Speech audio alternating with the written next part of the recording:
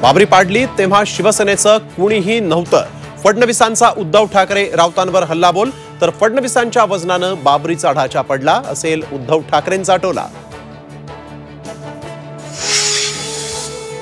22 जानेवारीला घरोघरी दिवाळी साजरी करा. रामाच्या प्राणप्रतिष्ठेच्या वेळेस घरी रामज्योती प्रज्वलित करा. मोदींचं अयोध्येतून आवाहन. आगामी लोकसभा निवडणुकीचा भाजपचा मेगा प्लॅन. 2019 मध्ये पिछाडीवर राहिलेल्या बूथवर विशेष लक्ष, तर संक्रांतीला प्रत्येक जिल्ह्यात महायुतीचा एकत्र मेळावा. मावळमध्ये अजित पवारांना धक्का. कट्टर समर्थक संजोग वाघेरे ठाकरे गटामध्ये. मातोश्रीवर कार्यकर्त्यांचा पक्षप्रवेश. मुंबईतील आझाद मैदान, शिवाजी पार्क आणि बीकेसी या तीनही मैदानं जी आहेत ती आम्हाला हवी, जरांगेंची मागणी.